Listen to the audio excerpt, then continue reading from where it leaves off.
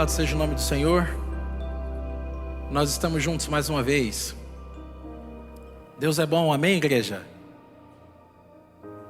Sei que nesse começo a gente fica um pouquinho tímido, talvez pelo ar-condicionado, mas o ar-condicionado vai ficar exatamente nessa temperatura, porque nós é que vamos aquecer o coração aqui da presença do Senhor, amém? Então o ar-condicionado que se vire para refrescar um coração em chamas pelo Senhor. Nós nessa manhã estamos com pessoas nos assistindo pela internet. Você é bem-vindo aqui. Essa é a Nova Semente. Nós temos aqui um propósito de ter uma experiência real com Deus, seguida de uma transformação, promovida por santificação, promovida pela presença do Senhor, promovida pela palavra de Deus, o Espírito do Senhor que nos santifica. Eu quero convidar você a se colocar em pé. Nós vamos ligar os motores, nós vamos entrar no Santo dos Santos, nós vamos nos achegar ao trono de Deus. Nessa manhã eu quero que você já coloque no seu coração, na sua mente, a ideia de que nós não viemos aqui para assistir um culto. Essa ideia não existe. Isso não existe em nenhum lugar onde a igreja de Deus se reúne.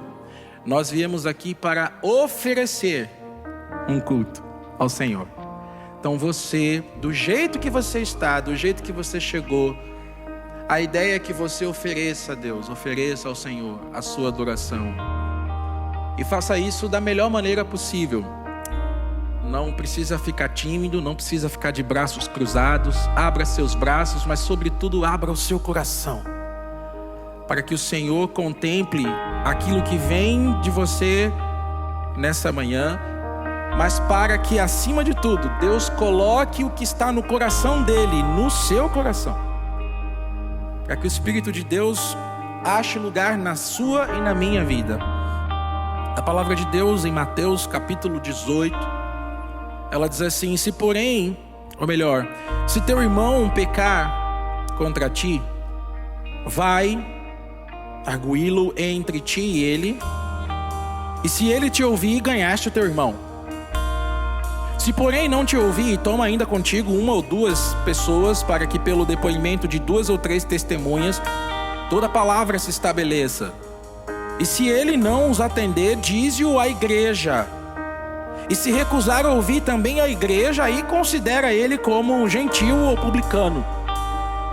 Em verdade vos digo que tudo o que ligardes na terra terá sido ligado nos céus, e tudo o que desligares na terra terá sido desligado nos céus.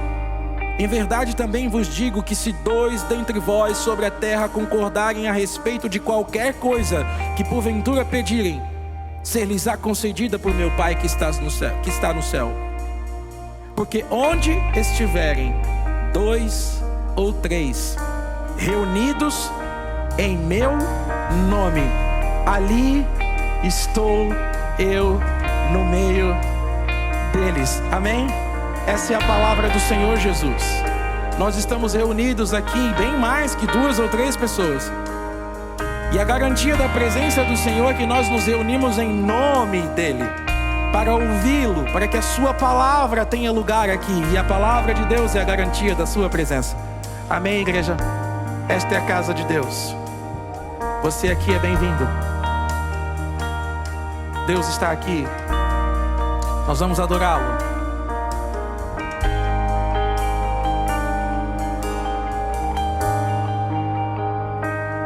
Fui convidado à mesa, larguei minhas defesas e vim reconhecer, não mereci estar aqui.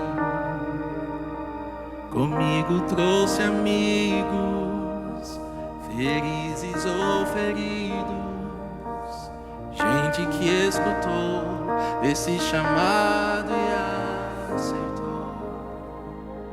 E é tão bom saber que há lugar aqui. A graça nos chamou à mesa do Senhor.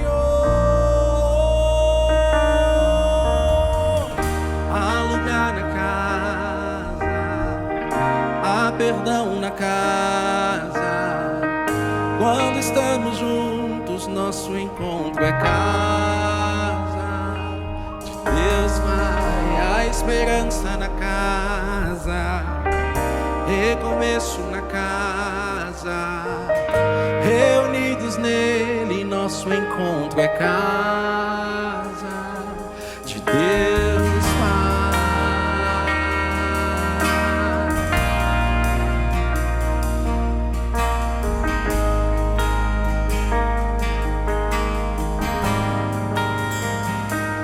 O som da sua palavra curou a nossa alma. O Verbo nos amou, da solidão nos resgatou. Canta, igreja. E é tão bom saber que há lugar aqui. A graça nos chamou à mesa do Senhor.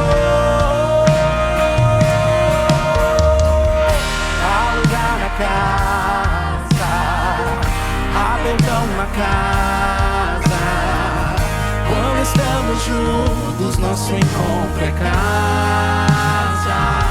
De Deus Pai, a esperança na casa, recomeço na casa.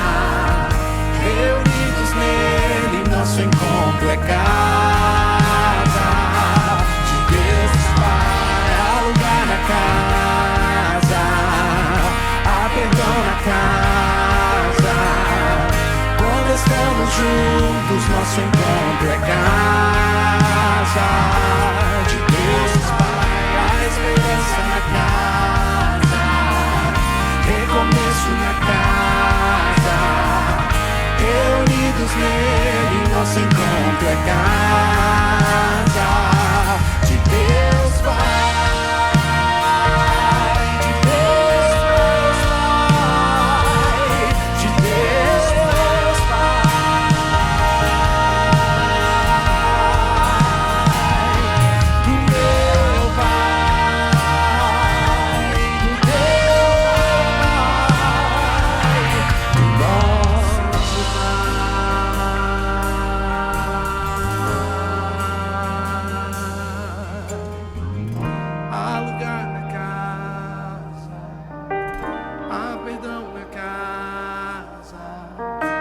Quando estamos juntos, nosso encontro é casa.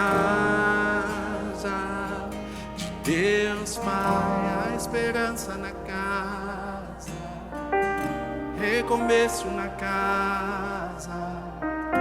Reunidos nele, nosso encontro é casa. De Deus Pai.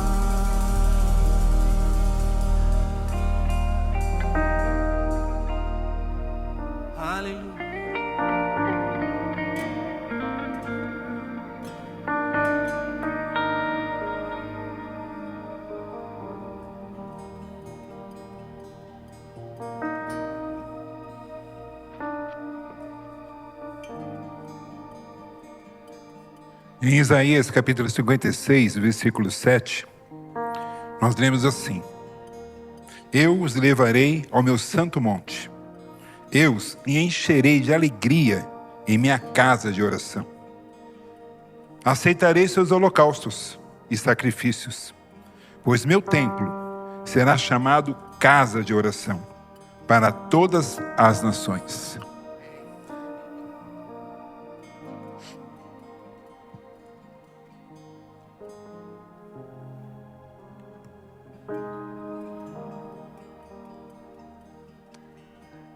Já fazem 3 anos que eu não piso aqui.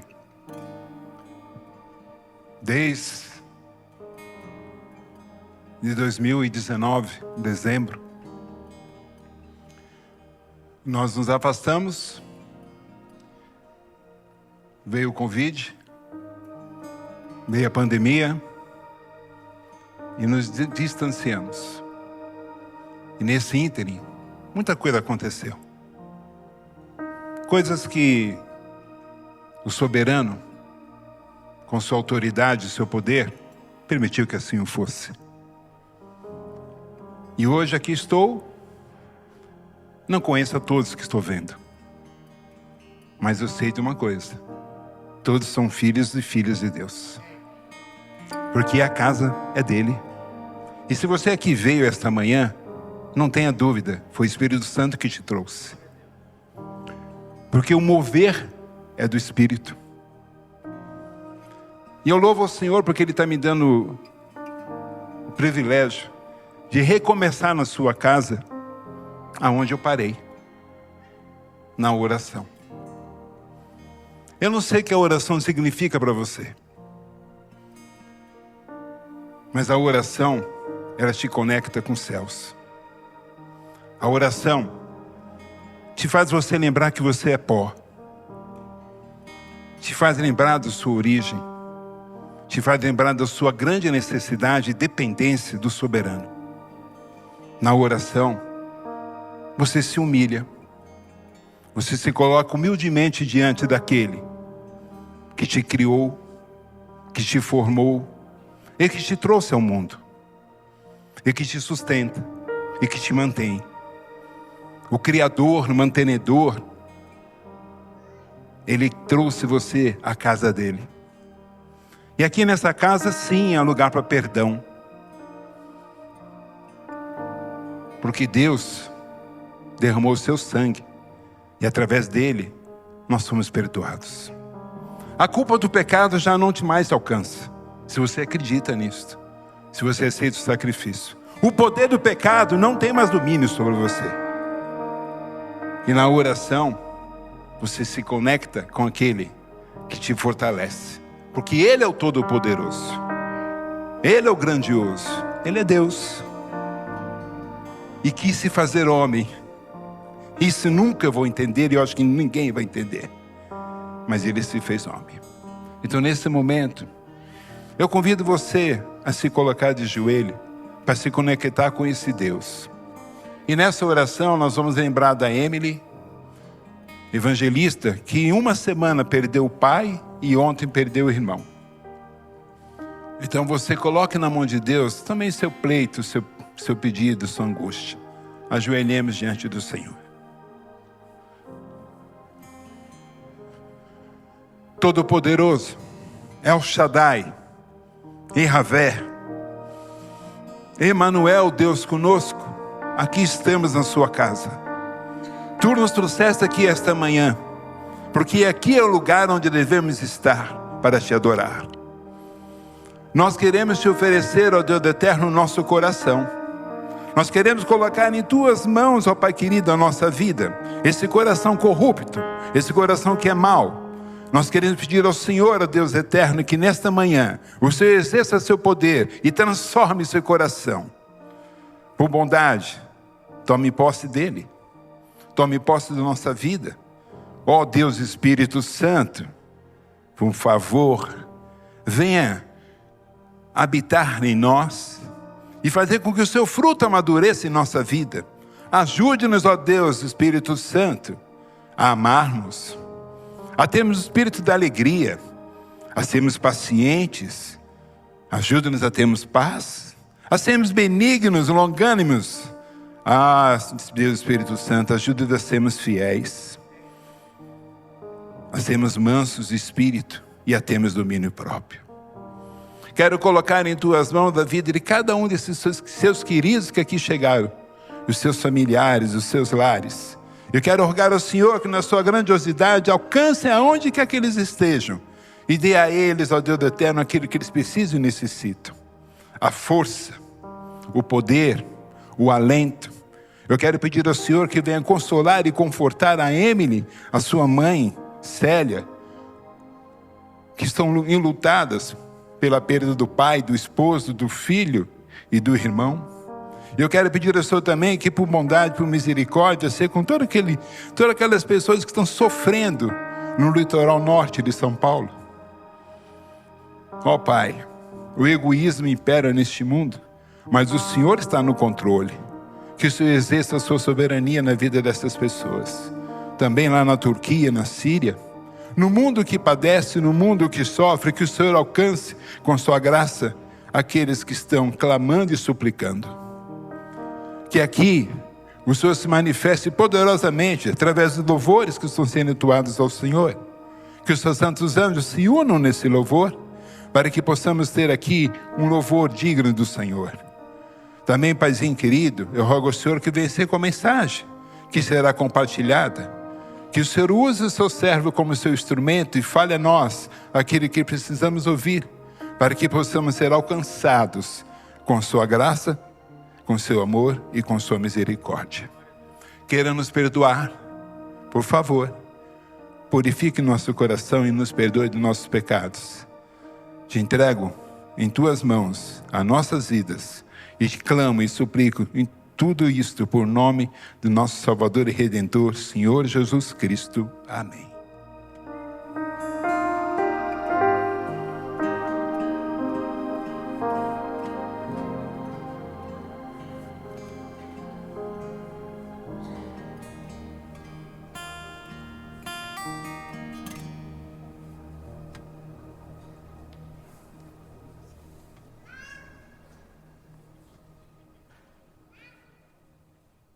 A história de Elias e a viúva de Sarepta, em 1 Reis 17, é bem conhecida e nos revela uma lição valiosíssima. Enquanto fugia do rei Acabe, ali na cidade de Sarepta, Elias se deparou com uma viúva que estava coletando lenha para poder fazer fogo. Elias, de tanto fugir, com sede e faminto, vai até a viúva e lhe pede um pouco de água e um pedaço de pão para poder se saciar. A viúva, então, lhe responde que tinha consigo pouca farinha e pouco azeite, e que, com os poucos recursos que ela havia até então coletado, ela estava preparando uma única e última refeição para ela e seu filho. Acreditava ela que daquele ponto não passariam, pois não tinham comida suficiente para sobreviver. Elias, ao ouvir essa situação da viúva, traz a ela uma mensagem da parte do Senhor, dizendo para ela não ter medo e para preparar um pequeno bolo com tudo que ela tinha disponível. Não faltaria farinha e nem azeite, pois essa era a promessa do nosso Senhor. Dito e feito, a viúva então prepara um pequeno bolo com todos os recursos que ela tinha consigo, e ela acaba de testemunhar um milagre acontecendo diante dos seus olhos. Não faltou farinha, não faltou azeite, e todos eles puderam se deliciar daquele bolo que ela havia preparado com aquele material que o Senhor proveu diante dela, né? Então, qual que é o resultado disso tudo? Elias foi abençoado, Deus o manteve e o alimentou milagrosamente. A viúva e seu filho tiveram suas vidas salvas, acabaram de testemunhar um dos maiores milagres que puderam acontecer na vida deles. Qual que é a lição que nós podemos aprender diante disso tudo? Que o Senhor está no controle de tudo aquilo que acontece na vida daqueles que creem em sua palavra.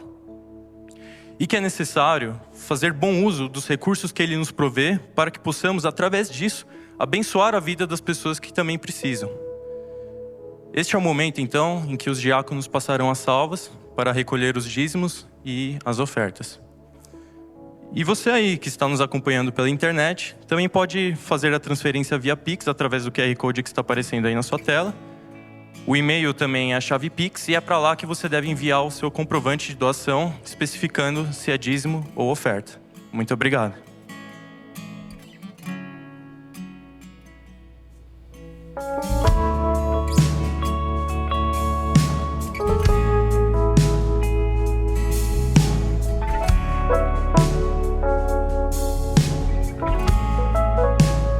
Estou aqui,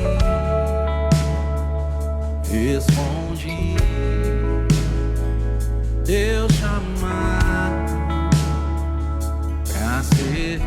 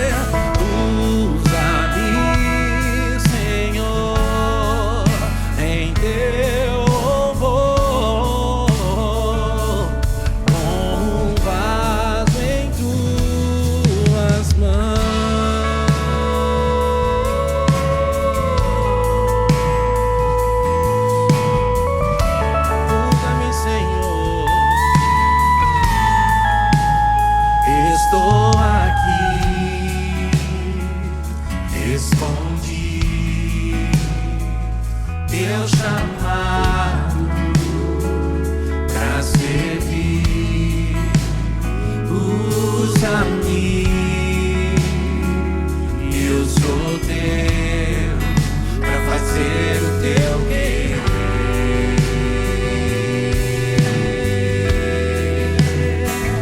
Muito tempo me escondi, tentei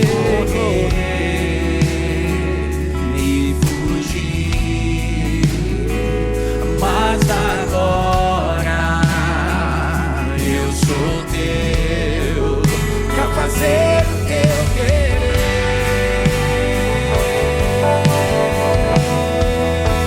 Eu quero ser um servo, eu quero ser um servo teu, cheio do teu poder. Usa-me, Senhor, em teu louvor, como um vaso. Eu quero ser um servo teu, cheio do teu poder. Usa-me, Senhor, em teu louvor, como um vaso em tuas mãos,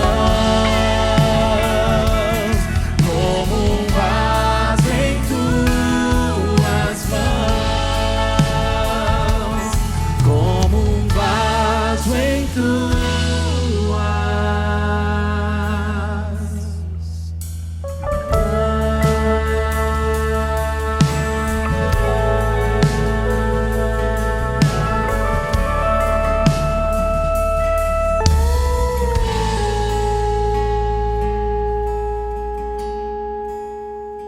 Oremos. Senhor, que os recursos coletados sejam para a tua honra e glória. Sabemos que o Senhor é o nosso pastor e nada nos faltará. Que o amor de Cristo seja o árbitro em nossos corações. E a ti agradecemos, Pai. Amém. Nós vamos adorar ao Senhor juntos. E eu quero fazer só um apelo para você nessa manhã. O apelo é para que você se envolva 100% na hora do louvor, para que você cante. Esse é o único momento, quando a gente canta, é o único momento em que a congregação participa 100%. Então, qual que é o grande desafio hoje na era da internet, né? A gente quer registrar tudo, a gente quer filmar tudo, a gente fica na selfie, a gente fica para registrar que está aqui, a gente faz o login, a gente curte, a gente compartilha. E eu fico imaginando assim, sabe, eu não sei, eu não vou qualificar nada com relação a isso, mas meu desafio para você é: larga esse negócio em nome de Jesus. Larga isso. Principalmente na hora que você vai cantar, na hora que você vai adorar ao Senhor, esquece esse negócio. Porque imagina, Deus está aqui querendo ouvir sua voz. Ele veio para te ouvir, Ele veio para se alegrar com você, para sorrir. Deus habita no meio dos louvores. E a gente está, e quando a gente está assim, e quando a gente está filmando, nós estamos no centro dessa coisa. A selfie é nós, o vídeo é para a gente ver, é para a gente postar, para a gente curtir, para a gente ter relevância na internet. Nós estamos no centro. Agora, quando você esquece esse negócio, ergue as tuas mãos e louva ao Senhor, Deus está no centro. Amém, igreja? É simples de entender essa equação. Então, em nome de Jesus, glória a Deus, aleluia. Esquece o celular, vamos cantar, adorar ao Senhor. Levanta a igreja.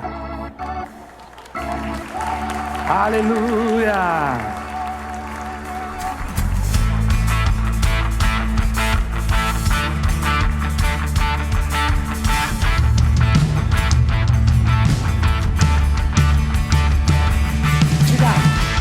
No princípio era o Verbo e o Verbo era Deus. Tudo foi feito por Ele, nada sem Ele se fez.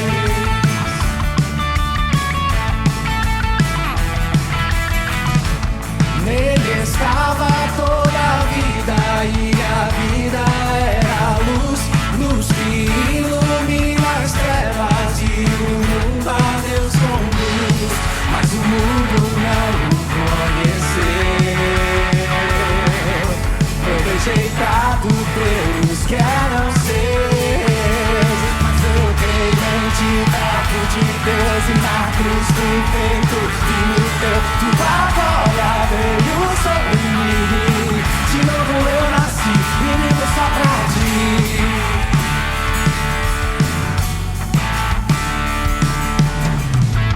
Nele estava toda a vida e a vida era a luz, luz que ilumina as trevas e o mundo a Deus conduz. Mas o mundo não o conheceu,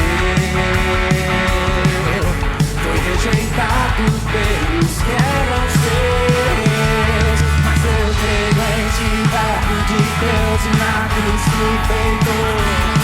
Tua glória veio sobre mim, de novo eu nasci e vivo só pra ti.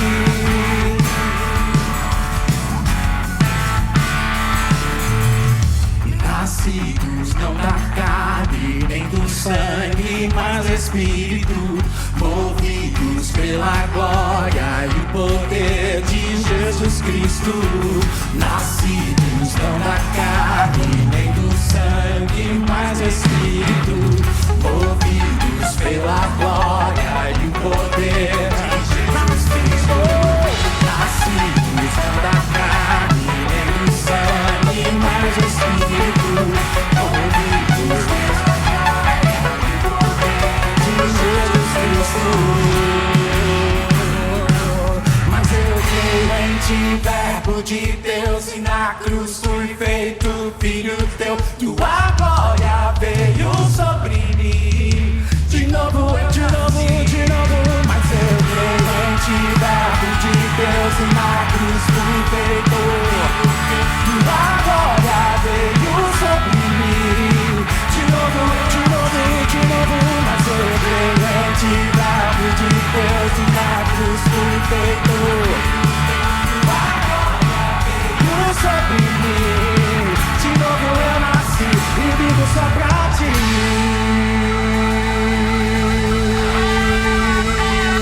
Aleluia, aleluia. Glória a Deus, igreja. Nascidos não da carne, nem do sangue, mas Espírito, movidos pela glória e o poder de Jesus Cristo. Nascidos não da carne, nem do sangue, mas Espírito, movidos pela glória e o poder de Jesus Cristo. Nascidos não da carne, nem do sangue,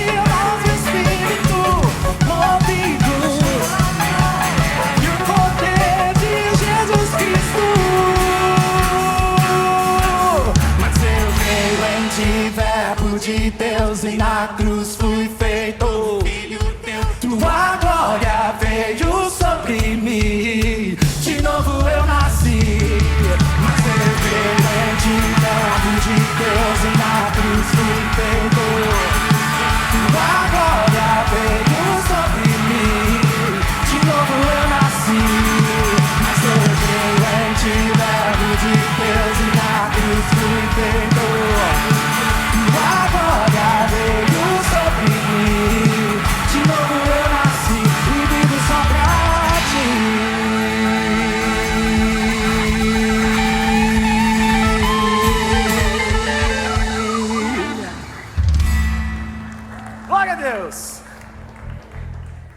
Oh, coisa boa.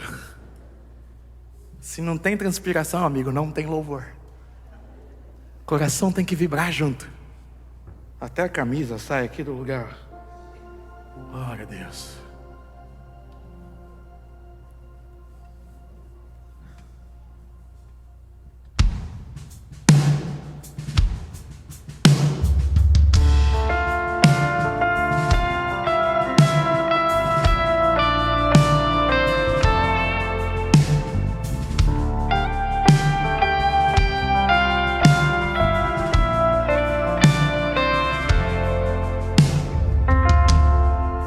Antes de eu falar, tu cantava sobre mim. Tu tens sido tão, tão bom pra mim. Antes de eu respirar, sopraste tua vida em mim. Tu tens sido tão, tão bom pra mim. Oh, impressionante, infinito e ousado amor de Deus. Oh, que deixas 99 só pra me encontrar. Não posso comprá-lo, nem merecê-lo, mesmo assim se entregou. Oh, impressionante, infinito e ousado amor de Deus.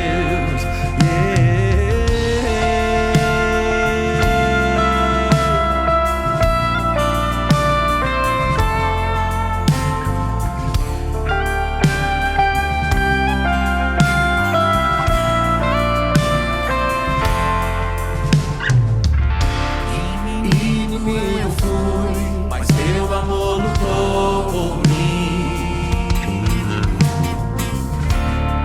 Tu tens sido tão, tão bom pra mim. Não tinha valor, mas tudo pagou por mim. Tu tens sido tão, tão bom pra mim.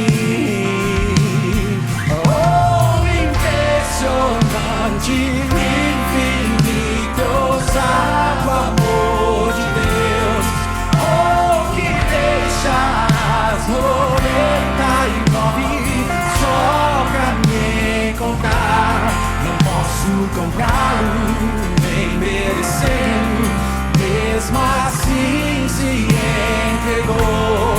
Oh, impressionante, infinito, ousado amor de Deus.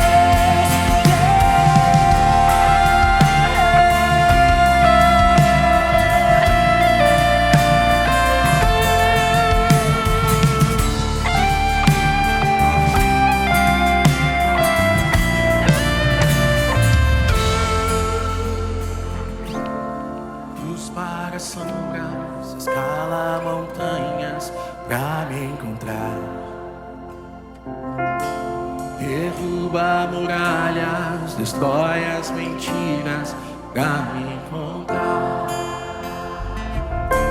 Traz luz para as sombras, escala montanhas pra me encontrar. Derruba muralhas, destrói as mentiras pra me encontrar. Traz luz para as sombras, escala montanhas pra me encontrar. Derruba muralhas, destrói as mentiras pra me encontrar. Traz luz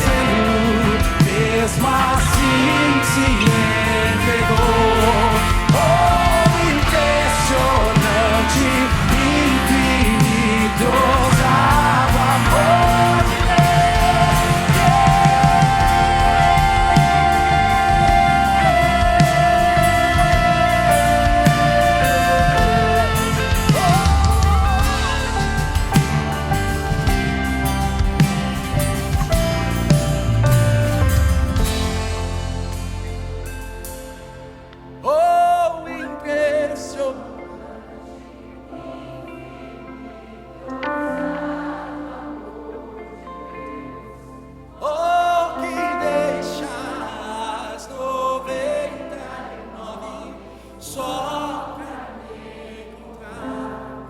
Não posso culpar, nem merecer, mesmo assim se entregou. Oh, impressionante, infinito e ousado amor de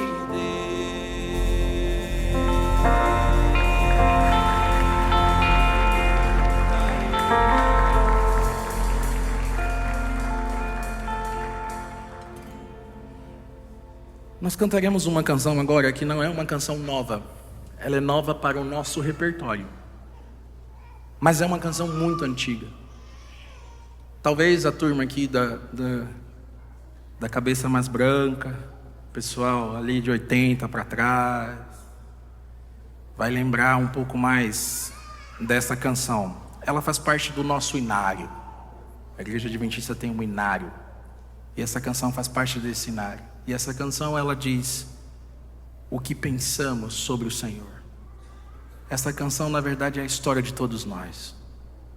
Não é só a história do compositor dessa música, mas é a história de todos nós. A maneira como Deus nos resgatou. A maneira como Deus nos tirou das trevas e nos trouxe para a sua luz. É isso que nós vamos cantar agora.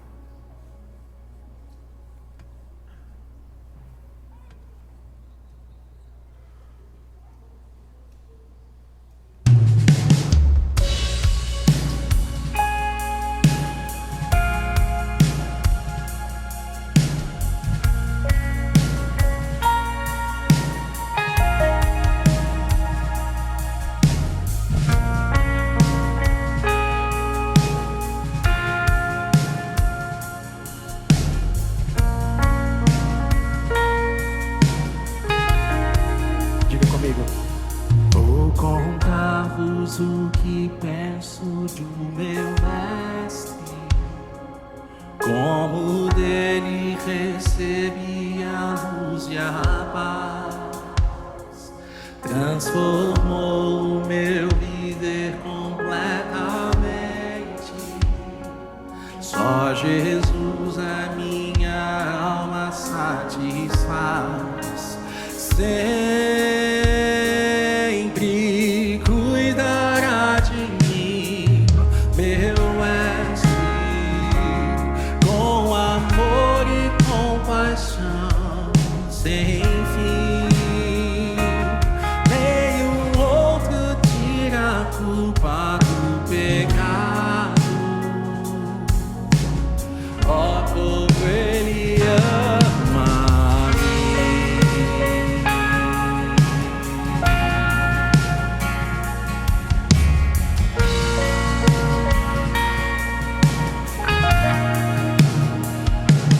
Com a vida toda cheia de pecado, na miséria e com dor no coração,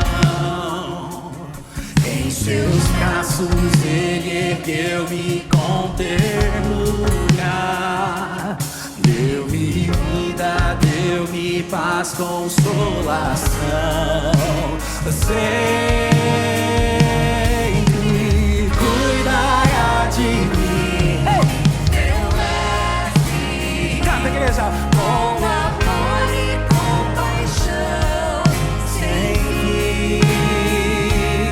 Nenhum outro tira a culpa do pecado. Ó, como Ele ama-me.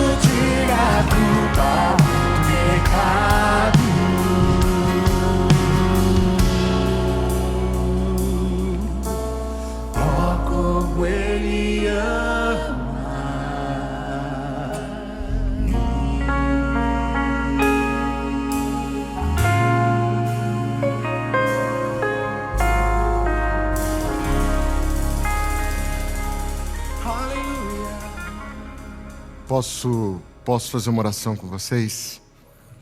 Deus querido, obrigado por nos amar tanto. Nós queremos dizer o que nós achamos do Senhor hoje.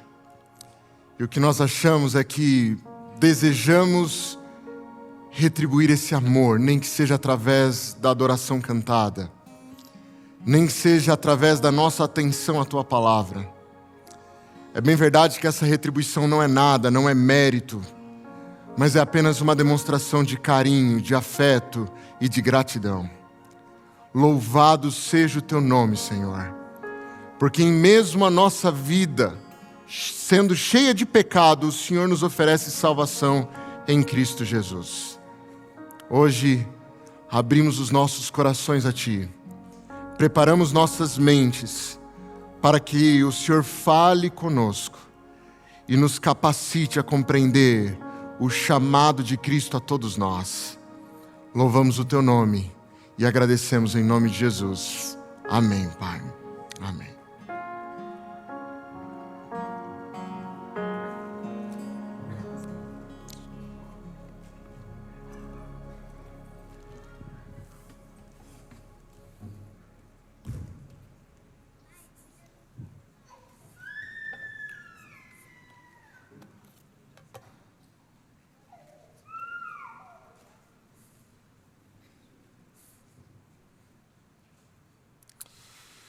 Tudo bem? Que Deus abençoe todos vocês. Sejam muito bem-vindos. Esta é a Nova Semente, é uma igreja da Igreja 27º Dia. Tem um propósito: nos levar a ter uma experiência real com Deus. Isso começa quando nós estamos aqui cantando, continua quando nós oramos, quando nós oferecemos a Deus as nossas contribuições, os nossos dízimos e as nossas ofertas, mas também passa pelo momento em que juntos estudamos a palavra dele e somos iluminados pela graça de Cristo manifesto em sua palavra. Nós estamos numa série, você bem sabe. Estamos conversando sobre Jesus Cristo, a razão de todos nós. O nome dessa série é O Salvador. E nosso objetivo é perceber em Cristo Jesus aquele que é o caminho, a verdade e a vida. Nós estamos baseando as temáticas da nossa série nesse texto do apóstolo João, lá no capítulo 14, no verso 6, quando Jesus diz: eu sou o caminho, a verdade e a vida. Ninguém vem ao Pai a não ser por mim. Nós já conversamos um pouquinho sobre Jesus como sendo o caminho, o único caminho verdadeiro.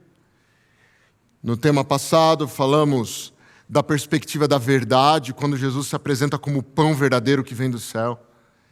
E hoje nós vamos avaliar um pouquinho a afirmação de que Jesus Cristo é vida, a única vida verdadeira. Bem, deixa eu te lembrar de algumas coisas. Na semana passada, o nosso pastor Igor, ele afirmou a todos nós um conceito muito importante que nós deveríamos ter na ponta da língua, de que a salvação é um processo, e que ele é um processo que é desenvolvido em 3 etapas: a justificação, a santificação e a glorificação. Esse processo, essa jornada, é o que nós chamamos de a experiência da salvação. E já que todos nós estamos buscando ter uma experiência com Deus, é óbvio que todos nós precisamos obrigatoriamente passar por esse processo. Quando nós falamos de justificação, a Bíblia usa, por vezes, um termo que vem do direito mesmo, que é a ideia de imputar a alguém justiça, declarar alguém justo, absolver alguém da sua culpa, colocar alguém em liberdade, perdoar alguém. Então, a justificação na Bíblia nada mais é do que o perdão divino. É quando ele olha para mim e você e diz assim: olha, você está perdoado. Os seus pecados estão completamente perdoados. Os seus erros, as suas falhas, elas estão pagas pelo meu sangue. Então você pode ir para casa como uma pessoa completamente perdoada. é um ato divino. Justificar é um ato divino. Somente Deus justifica assim. Ele declara o pecador justo. E ao declarar o pecador uma pessoa justa, ele começa a tratar este que dantes estava afundado no pecado como alguém justo de fato. Essa é a justificação bíblica. Na Bíblia, justificação é o oposto de condenação. É o contrário de condenação.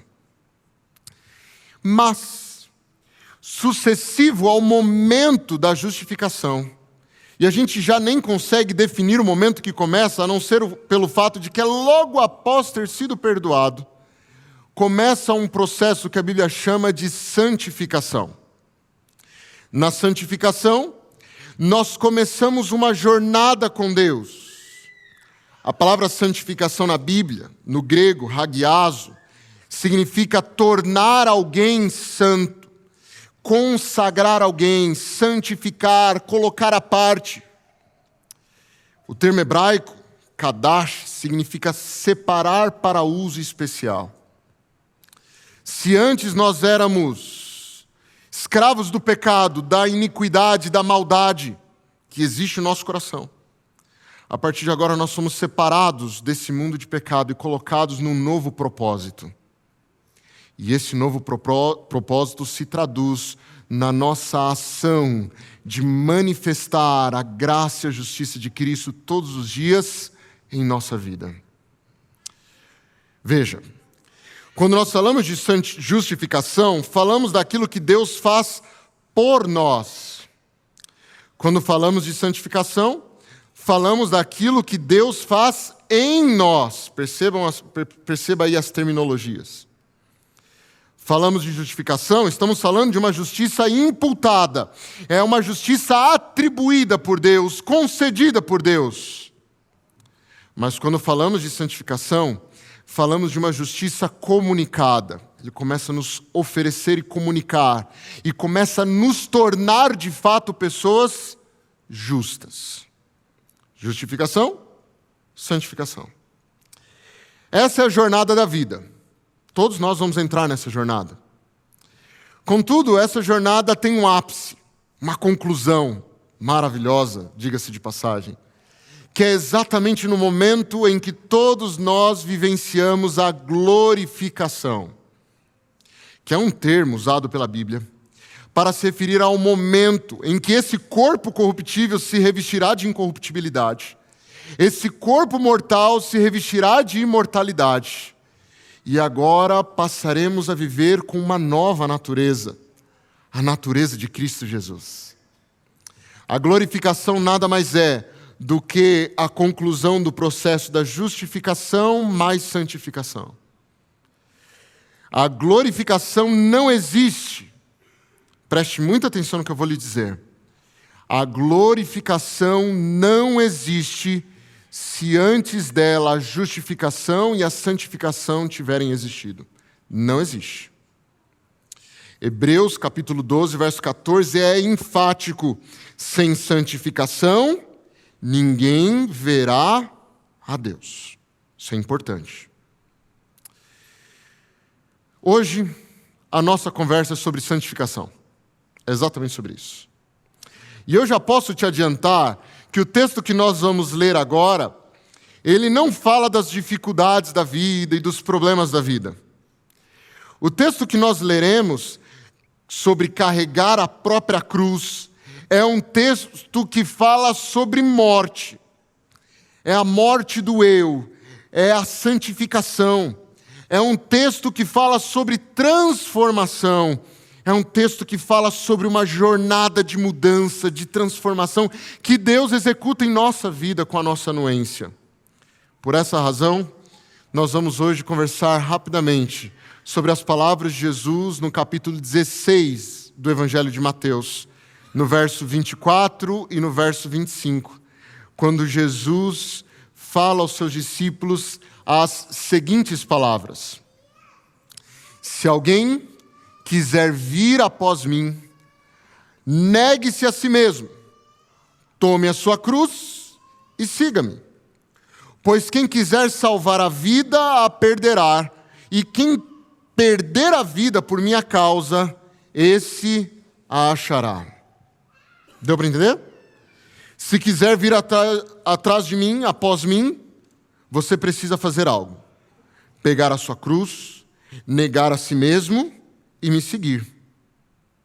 Porque se você quiser salvar a sua vida, você vai perder. Mas se você perder a vida por minha causa, você vai achar. É um texto forte, você já percebeu. É um texto bastante forte. Usa uma metáfora fortíssima, poderosa. Mas ele é um texto que está dentro de um contexto. Se você estiver aí com a sua Bíblia na mão, você vai perceber que em Mateus 16 é a primeira vez que Jesus fala abertamente com seus discípulos a respeito de sua morte, do seu sacrifício vicário. É a primeira vez que Jesus apresenta a eles a necessidade de que ele fosse a Jerusalém, você vê isso no verso 21, e que, chegando em Jerusalém, ele sofra nas mãos dos sacerdotes e dos escribas, chegando lá que, após esse sofrimento, ele fosse morto, e então, ao terceiro dia, ele ressuscitaria. Às vezes, por vivermos após a ressurreição de Jesus, a gente acha que os discípulos sempre souberam dessa informação. Não, houve um dia específico. Jesus chamou eles para um lugar sigiloso e começou a ter essa conversa e abriu o jogo com eles. Vou a Jerusalém, lá vou ser torturado, vou morrer e no terceiro dia eu vou ressuscitar. O apóstolo Pedro, ele não lidou muito bem com essa informação. E a Bíblia narra Pedro tentando, inclusive, dissuadir Jesus dessa ideia maluca. Jesus, imagina, jamais, o senhor morrer? Não, nunca, jamais. E Jesus dá uma repreensão dolorosa para Pedro. Jesus diz que Pedro estava sendo usado pelo inimigo de Deus para dizer aquelas palavras. Então, Jesus faz a afirmação que lemos hoje. Todos, absolutamente todos que quiserem ser meus discípulos, devem também, assim como eu, pegar uma cruz, negar-se a si mesmo, para que então você possa seguir-me.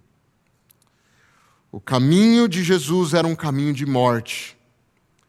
E para todos aqueles que querem segui-lo também, todos aqueles que querem segui-lo também têm que trilhar o mesmo caminho, para então conseguir vida de verdade. Vejam, os discípulos esperavam que Jesus em breve se tornasse um rei.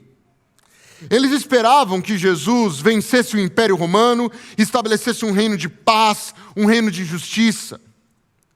E eles esperavam que Jesus fizesse isso através de artimanhas políticas, através de mobilizações sociais. Era assim que eles esperavam que Jesus agisse. Acontece que Jesus tinha um plano um tanto quanto diferente do plano dos discípulos. E nas palavras de Jesus, o seu reino era um reino destinado a pessoas que decidissem morrer. É isso. Se você decidir morrer comigo, então meu reino é para você. Você pode seguir-me. Não podia ser mais desconcertante as palavras de Jesus. Por quê? Porque os romanos eram especialistas na, entre aspas, arte da crucificação. Eles crucificavam todos aqueles que de alguma forma oferecessem perigo ao império. Alguns escravos teimosos, prisioneiros de guerra, os piores tipos de criminosos da sociedade, todos eles eram crucificados.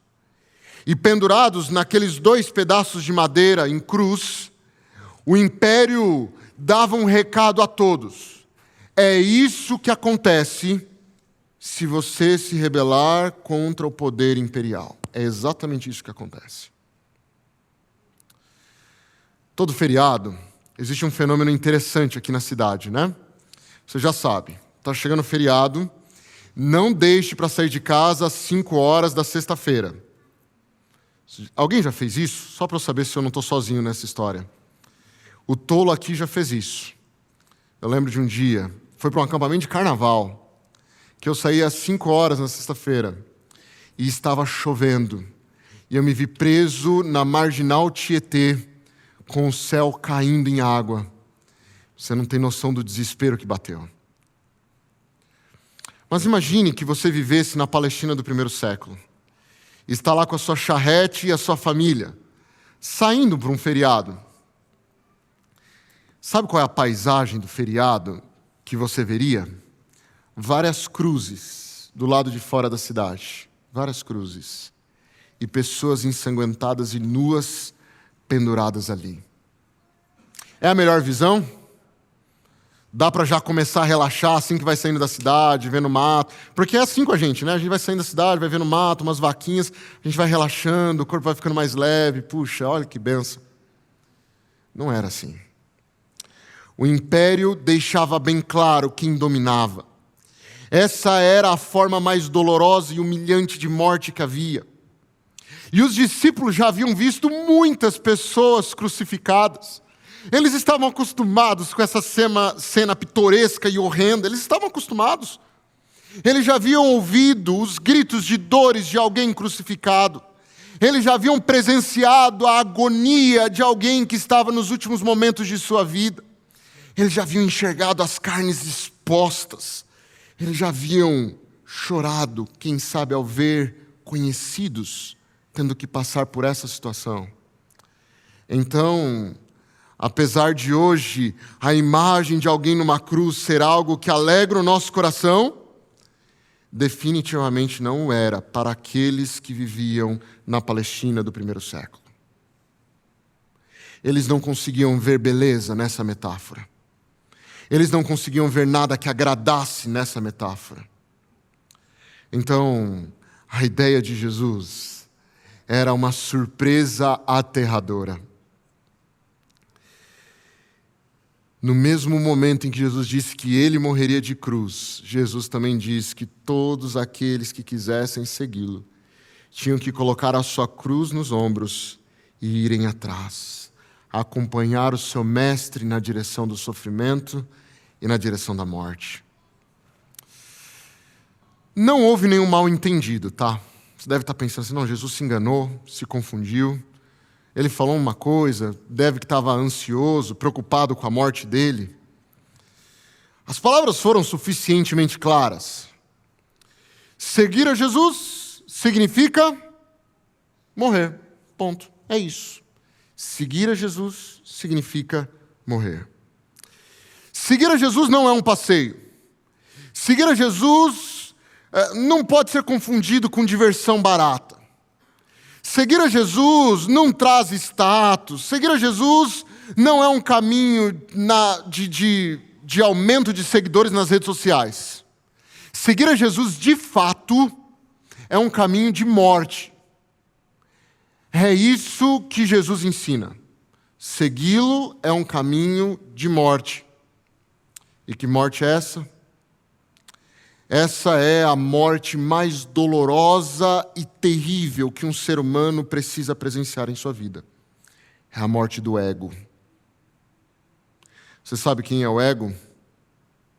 A palavra ego é pronome pessoal de primeira pessoa no singular na língua grega, que significa eu. É a morte do eu. O ego precisa morrer. O ego não pode continuar vivo para a gente seguir a Jesus.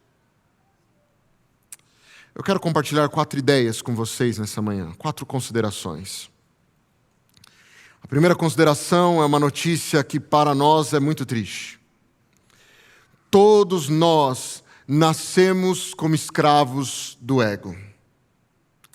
É por isso que na Santa Lei de Deus, de Êxodo 20, 2 mandamentos, os primeiros inclusive, já deixam bem claro um perigo que a humanidade corre, que é o perigo de adorar e idolatrar aquilo que não é Deus.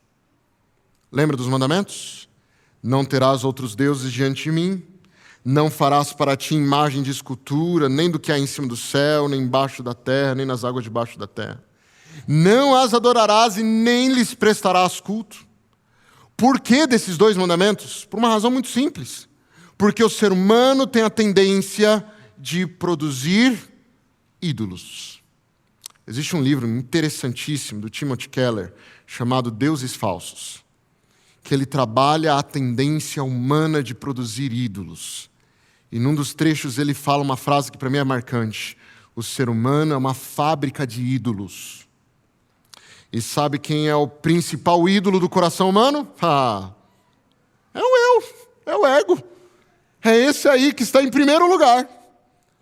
Todos os outros ídolos existem com um único propósito: satisfazer o bendito ou melhor, o maldito do ego. Satisfazer o ego. Por essa razão que Paulo alertava que nos últimos tempos as pessoas seriam egoístas, avarentas, presunçosas, arrogantes, e a lista continua, e não é das melhores listas de se ler.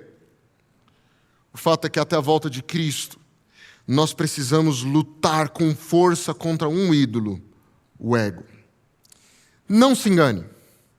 Não é porque você se considera um religioso, frequenta uma comunidade de fé, professa uma fé, que você está isento disso. Os famosos Marx e Nietzsche já acusavam a religião e o próprio cristianismo, dizendo que a igreja criou a sua própria imagem, de modo a promover os seus próprios interesses, criou Deus à sua própria imagem, com o propósito de desenvolver os seus próprios interesses. Na criação, Deus criou os seres humanos à sua imagem e semelhança. No mundo dos seres humanos pecadores, os seres humanos criaram Deus à sua imagem e semelhança. Nem o próprio Deus escapou. Até Deus nós pegamos, colocamos a nossa caixinha e dizemos assim, ó, Deus é assim. Quando você vai ver, esse Deus da caixinha é exatamente do jeito que a pessoa é. É o bendito do ego, ou melhor, o maldito do ego.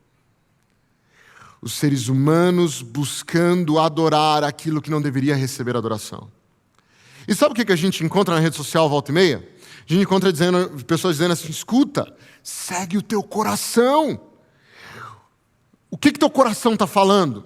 Faz o que seu coração está querendo. Só que quando nós vamos à Bíblia, olha o que Jeremias fala para nós. Enganoso é o coração, mais do que todas as coisas, e desesperadamente corrupto. Quem poderá entendê-lo? É o texto de Jeremias 17. O coração humano é corrupto. É desesperadamente corrupto. Ele é enganoso.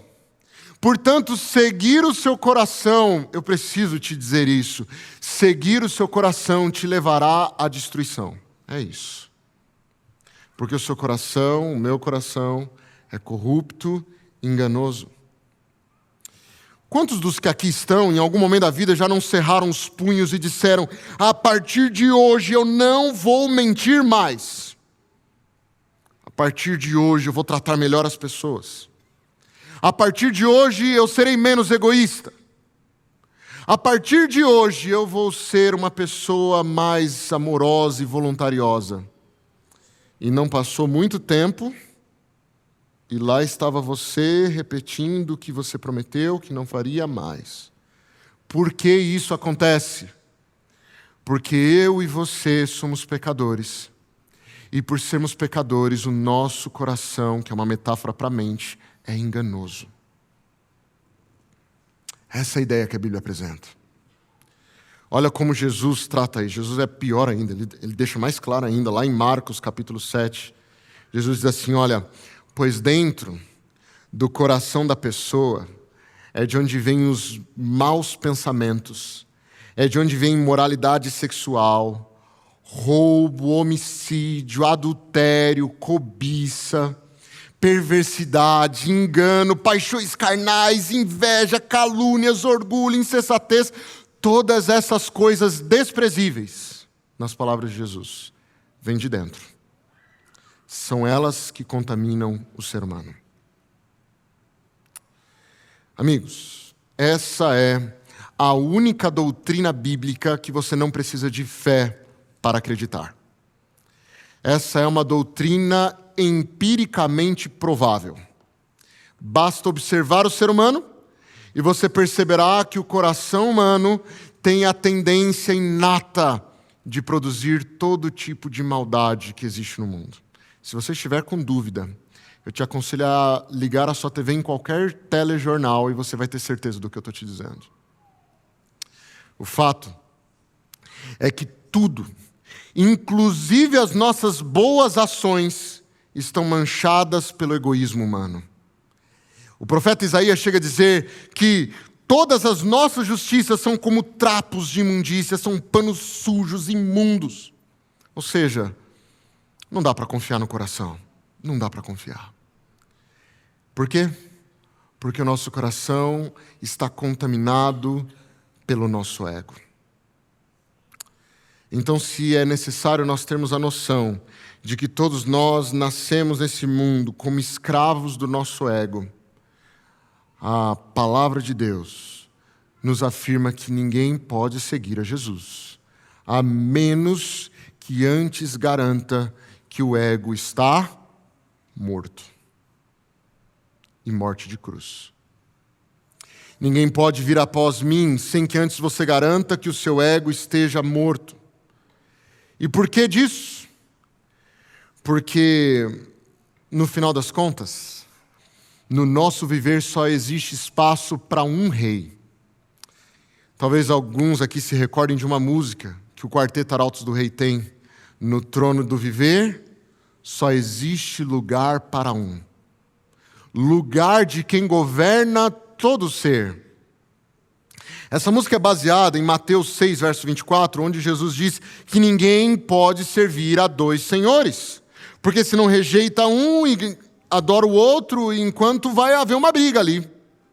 Ninguém pode seguir aos dois senhores. Portanto, não é possível seguir a Cristo e ao ego ao mesmo tempo. Não é possível. Por isso, um dos dois tem que morrer. Por favor, me entendam corretamente. De acordo com a Bíblia, todos nós somos pecadores. E por sermos pecadores, o salário prescrito para o pecado é a morte. Isso significa que não existe salvação ou solução para o pecado que não passe obrigatoriamente pela morte. É necessário. Não basta que Cristo morra em nosso lugar. Sua morte não garante automaticamente a salvação e o perdão de nenhum de nós. A graça é universal. Ela chega a todos. Absolutamente todo ser humano pode receber a graça de Deus porque ela é universal. Mas a graça não é automática. Ela não é automática. Você se lembra da história do filho pródigo?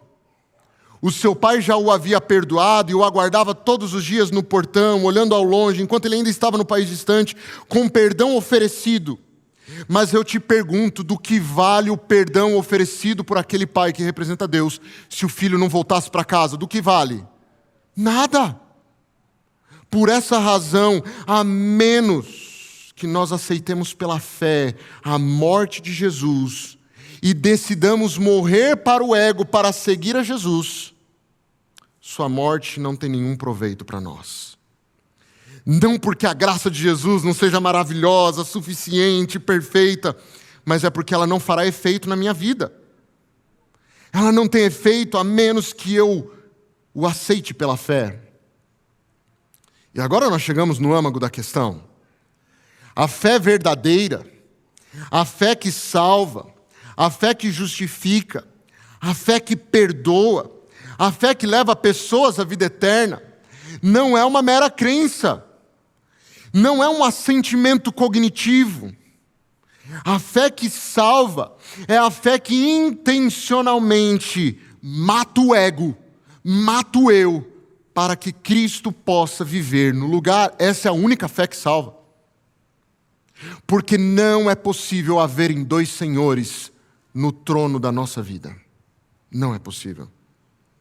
Negar-nos a nós mesmos significa abrir mão do controle da nossa vida e confiar sem ressalvas que a nossa existência é melhor controlada por Cristo Jesus.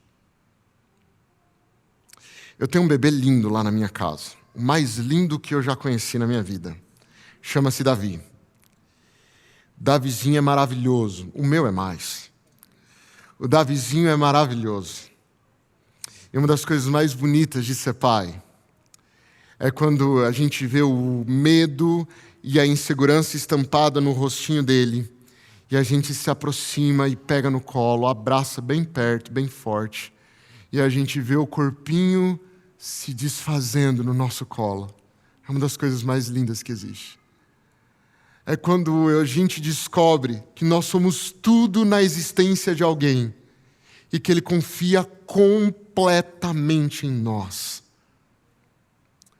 É esse o tipo de relação que nós precisamos ter com Jesus. Nos dissolver no colo de Cristo e permitir que Ele tome as atitudes necessárias para a nossa vida, porque nós confiamos nele. Isso é fé. Afinal de contas, se eu estiver numa situação de crise e um bombeiro aparecer, um policial aparecer, a aeromoça de um avião aparecer e disser assim, olha, faz isso, eu não vou perguntar por quê. Ou você pergunta? Jamais. Quem sabe o que tem que fazer aqui é ele. Se você me disser para deitar e rolar, eu deito e rolo. É você que sabe como as coisas devem acontecer. Interessante. Quando Jesus entra em nossa vida, nós dizemos que Ele é o nosso Senhor, e aí Jesus dá as suas ordens, seus mandamentos, e sabe o que a gente fala? Não é bem isso. É porque eu não gosto muito de fazer isso. Eu acho que a gente devia fazer daquele outro jeito. Mas você está sendo radical demais.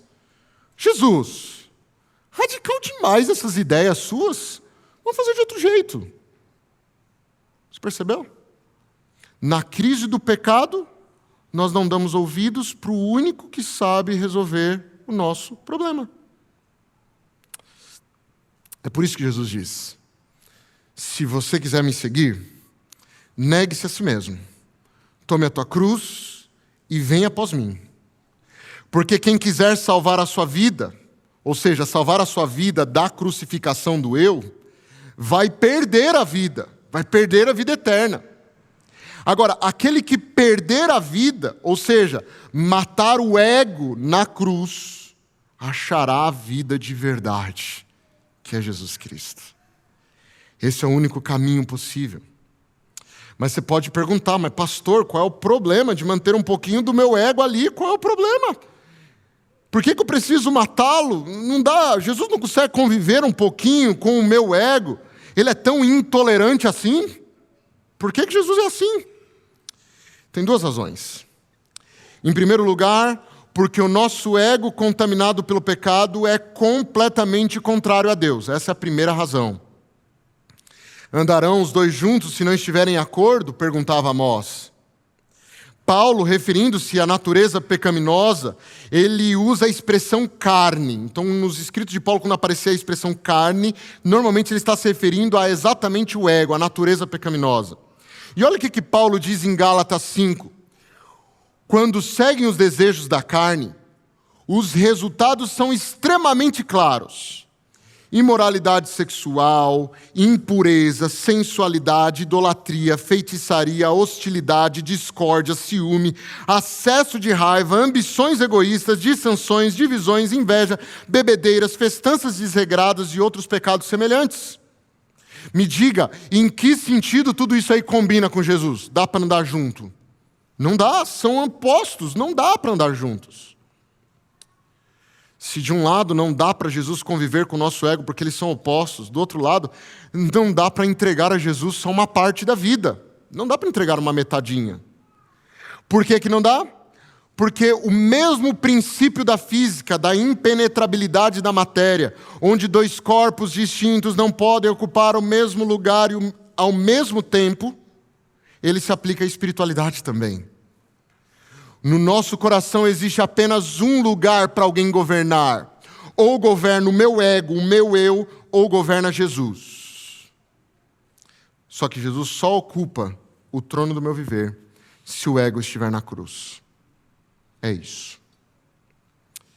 E aqui nós temos algo interessantíssimo.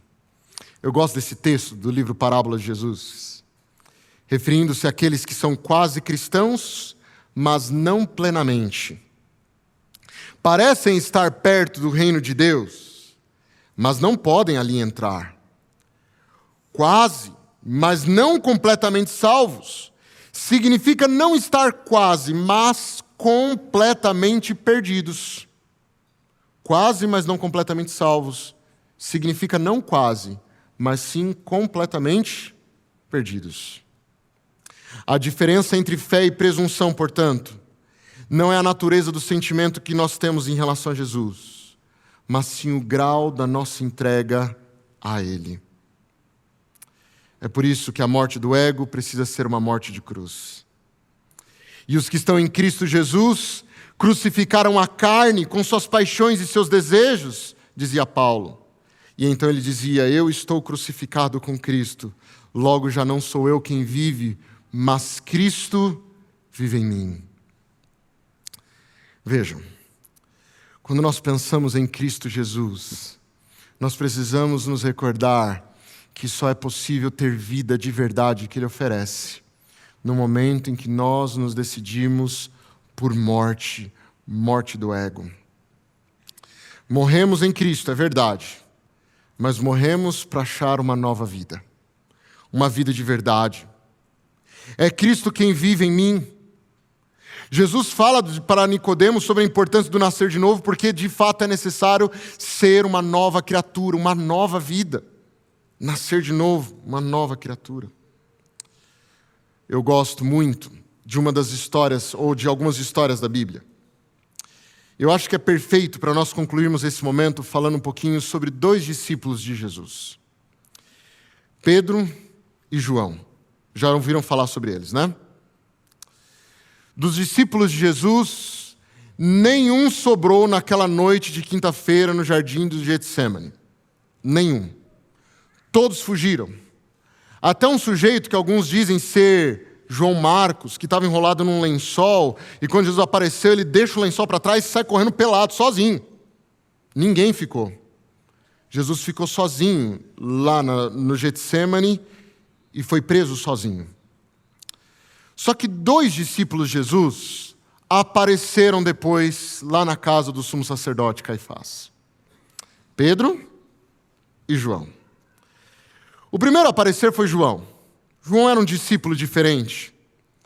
Ele apareceu, e a Bíblia mostra João como um discípulo diferente, porque João foi o único dos apóstolos, com exceção de Judas, é claro, mas até o próprio Matias, que substituiu Judas.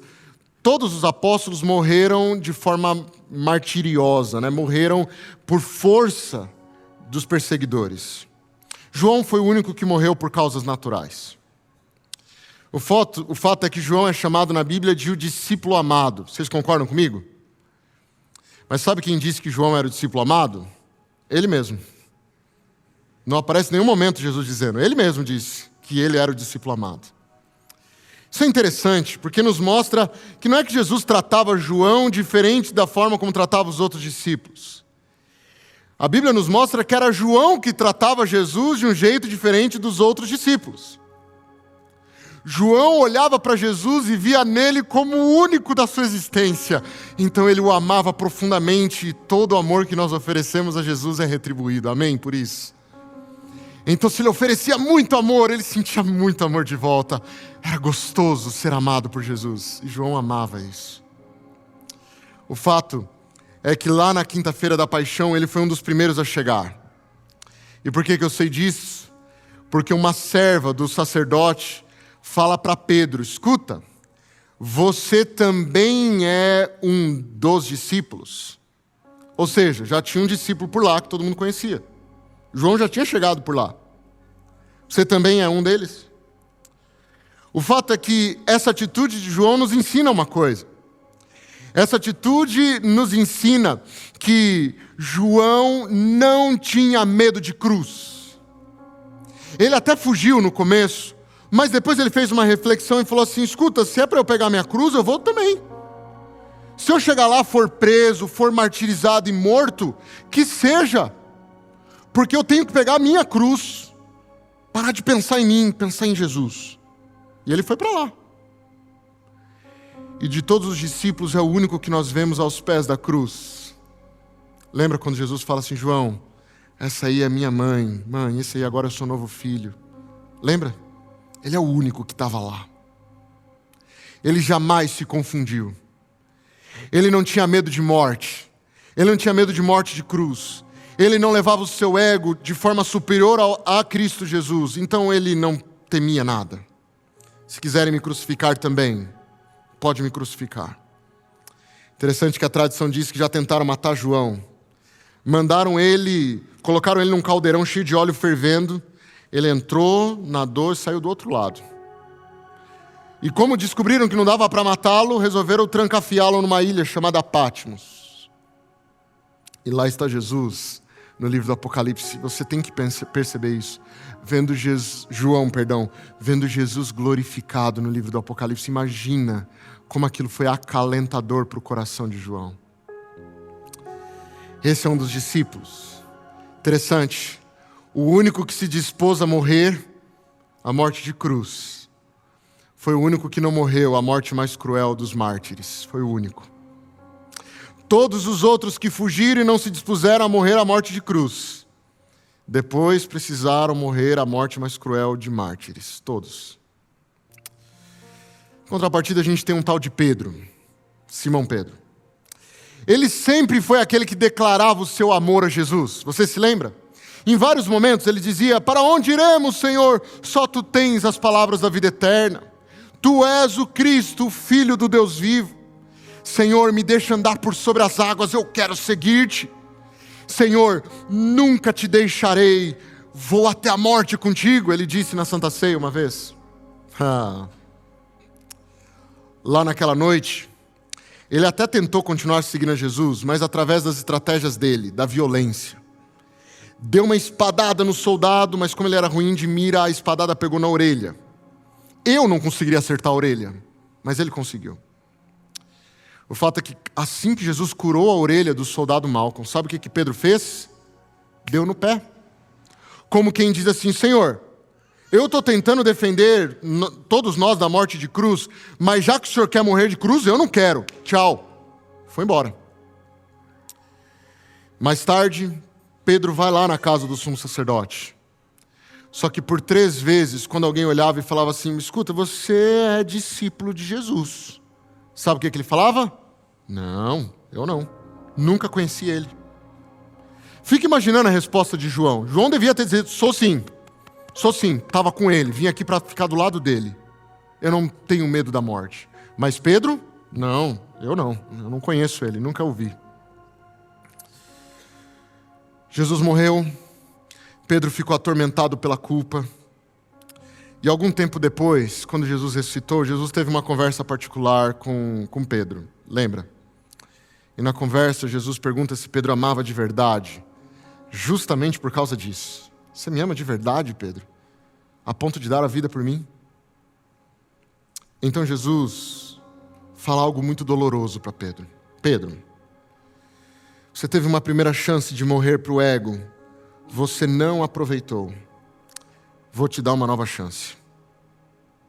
Um dia virão alguns, te pegarão pela mão, te levarão para onde você não quer e farão coisas contigo que você não quer. E o próprio Evangelho de João diz que essa foi uma declaração para indicar o tipo de morte que Pedro teria. Será que naquele dia Pedro topou pegar a cruz dele? A Bíblia não conta, mas alguns historiadores antigos, repetindo conceitos da tradição, contam algumas histórias. O historiador Egésipo diz que o imperador Nero, mesmo que matou Paulo, condenou Pedro à morte. Então, assim que os cristãos perceberam que Pedro tinha sido condenado à morte, começaram a rogar a Pedro que fugisse de Roma.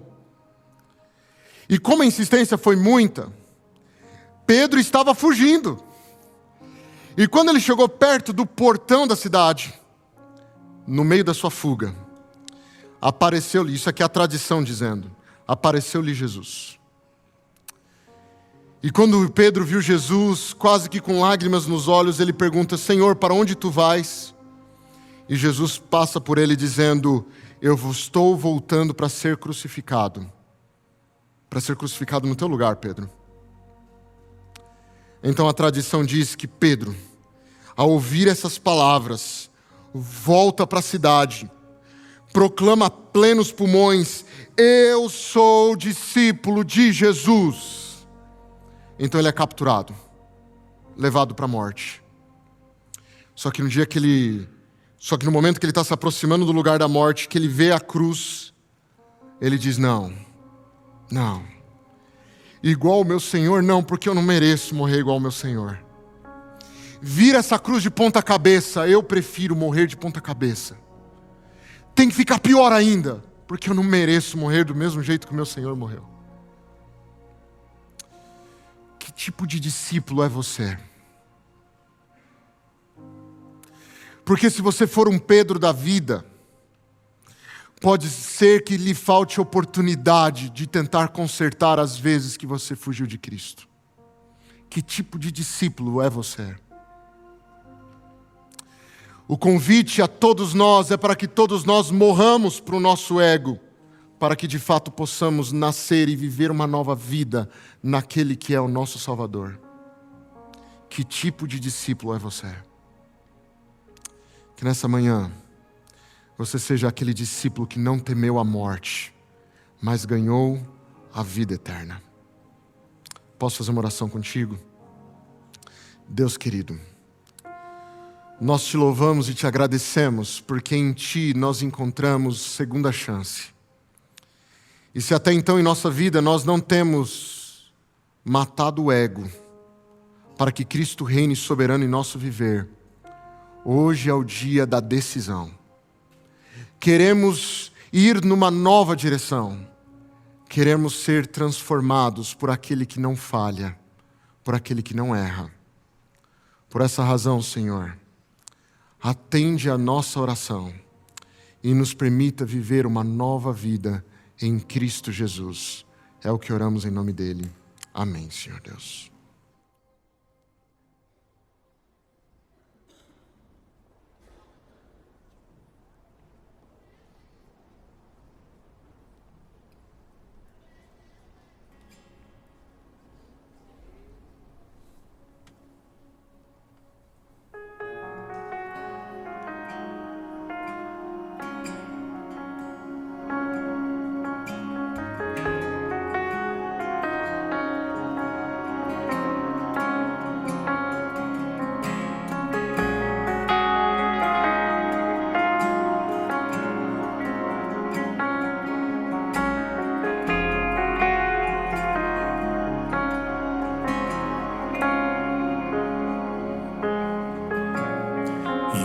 Impossível para mim do pecado escapar.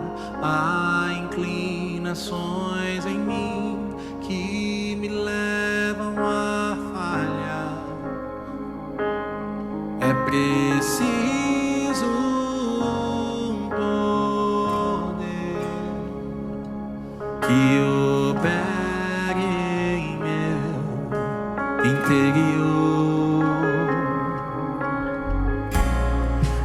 Instrução que eu possa ter a cultura do meu ser, meu esforço, meu querer não me poderão valer. É preciso um poder que opere em meu favor. Cristo, justiça que me alcança. Cristo, a minha esperança, não mais eu que vivo. Na cruz a minha vida teve um fim. É tudo sobre ele, é Cristo em mim.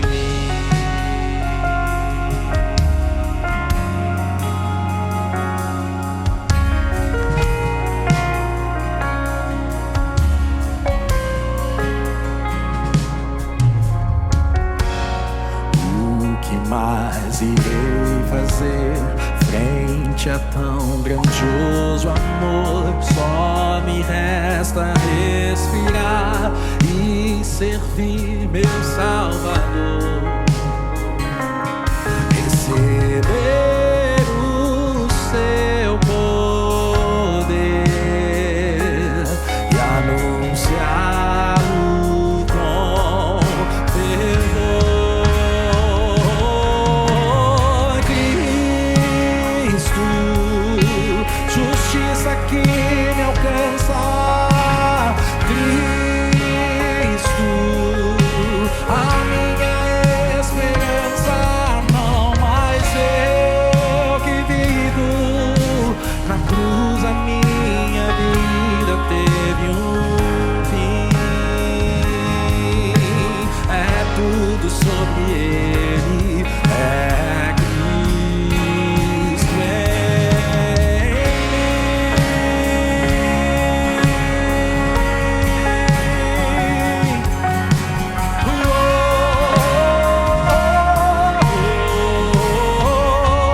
Canta comigo, fica de pé, fica de pé. Cristo, diga, justiça que me alcança. Cristo, a minha esperança. Não mais eu que vivo, na cruz a minha vida teve um fim. É tudo sobre Ele, é Cristo em mim.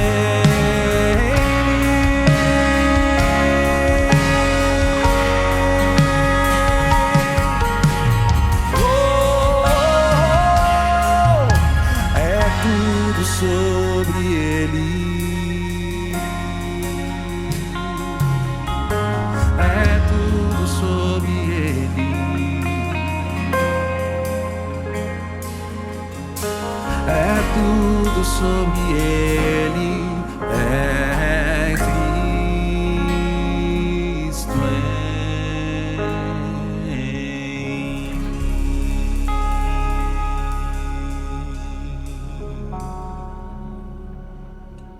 Senhor querido, que a graça de Jesus, que o amor de Deus o Pai e que a comunhão do Deus Espírito Santo esteja com todos nós em todos os dias. Amém, Senhor Deus. Amém. Essa é a nova semente que tem apenas um propósito: termos uma experiência real com Deus. Te encontramos na próxima semana.